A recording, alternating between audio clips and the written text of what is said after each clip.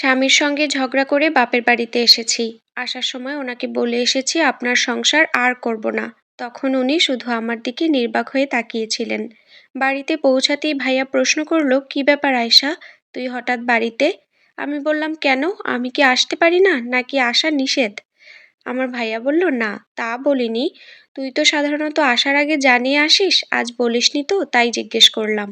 তখন এমনিতেই মেজাজ ঠিক ছিল না, ভাইয়াকে বললাম আমি একটু বিশ্রাম নিচ্ছি, পরে কথা বলবো। ভাইয়া তখন বলল, ঠিক আছে, তুই বিশ্রাম কর, আমি বাজার থেকে কিছু নিয়ে আসি।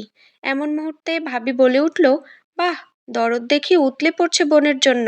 আমার বাবা মা এলে বাজারে যাওয়ার নামগন্ধ থাকে না, আর বোন বাড়িতে আসতে না আসতেই বাজারে চলে যাচ্ছ যে? বলছি, পকেটে টাকা আছে তো, নাকি বাচ্চার স্কুলের টাকা নিয়ে যাচ্ছ? ভাবির হঠাৎ এমন কথায় ভাইয়া বেশ লজ্জিত হলো। বলল, আরে তুমি এমন করে কথা বলছো কেন, বুঝলাম না তো। তারপরেও ভাবি বলেই যাচ্ছে, তোমাকে বাজারে যেতে হবে না, বাসায় যা আছে আয়শাও সেটাই খাবে, ওই টাকাটা নষ্ট করো না। ভাবির মুখে এসব কথা শুনে আমি কি যে বলবো কিছুই ভেবে পাচ্ছিলাম না। পৃথিবীতে এই ভাইটি ছাড়া আমার আর কেউই নেই। বাবা মা তো অনেক আগেই আমাদের ছেড়ে চলে গেছেন। ভাইয়াকে বললাম, থাক ভাইয়া, বাজারে যেও না, যা আছে বাসায় তাই খাবো। ভাই মুখটা ছোট করে ঘরে চলে গেল। মনে মনে ভাবি চায় না আমি এখানে থাকি, তার কথার ধরন শুনেই বুঝে গিয়েছি। যাই হোক, সেদিন থাকলাম। আমার স্বামী আমাকে কয়েকবার ফোনও করেছে, কিন্তু আমি ধরিনি। রাগ তখন যদিও অনেকটাই কমে গিয়েছে, তারপরও ভাবলাম পরে ধরবো। মনে মনে ঠিকই ভাবছি, সেই তো এখন আমার সব কিছু। পরের দিন যখন ভাইয়ের ছেলের সাথে একটু খেলছিলাম, পাশের ঘর থেকে চিল্লাপাল্লার শব্দ শোনা যাচ্ছে। আমি একটু সামনে গেলাম, আর ভাবির কথাগুলো শুনতে পেলাম। মনে হয় আমাকে শুনিয়েই সে কথাগুলো বলছিল। আর ভাইয়া তখন ভাবিকে থামানোর ভীষণ চেষ্টা করছে। ভাইয়া ভাবিকে রিকোয়েস্ট করে বলছিল, ওর তো আমি ছাড়া কেউই নেই, দুদিনের জন্য এসেছে, একটু ভালো ব্যবহার করতে পারো। কিন্তু ভাবি বলল, তোমার বোন কয়েকদিনের জন্য আসছে ঠিক আছে, কিন্তু ওর জন্য আবার এক্সট্রা করে বাজারঘাট করার কি দরকার? তুমি কয় টাকা বেতন পাও? মাসের শুরুতেই যদি বোনের জন্য এত টাকা খরচ করে ফেলো, সারা মাস কি করে চলবে শুনি? কথাগুলো শুনছিলাম আর চোখের পানি টপ টপ করে মেঝেতে পড়ছিল। ভাইয়াকে ডাক দিয়ে বললাম, ভাইয়া আমি চলে যাচ্ছি। ভাইয়া বেশ খানিকটা লজ্জিত হয়েই বলল, মানে এখনই যাবি?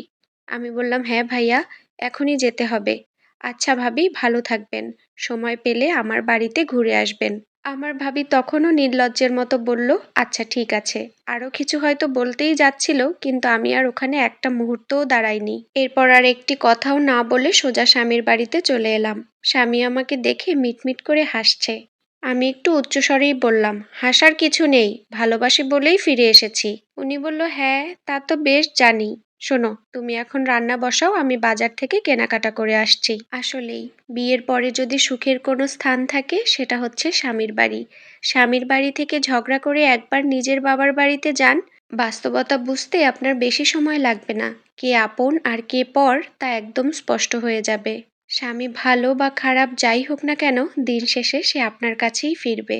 গল্পটা পড়ে মনে হচ্ছিল একদম বাস্তব চিত্র যেন আমার চোখের সামনে ভাসছে। আমাদের প্রত্যেকটা মেয়েরই নির্ভরযোগ্য এবং নিরাপদ ঠিকানা হচ্ছে আমাদের এই স্বামীর ঘর। তো এই তো আজকে এখানেই বিদায় নিচ্ছি। ইনশাল্লাহ আপনাদের সাথে আমার দেখা হয়ে যাবে নেক্সট কোনো ভিডিওতে। সবাই ভালো থাকবেন, আর ভিডিওটি যদি ভালো লেগে থাকে লাইক কমেন্ট শেয়ার করতে ভুলবেন না। আমাদের জন্য দোয়া করবেন। আল্লাহ হাফেজ।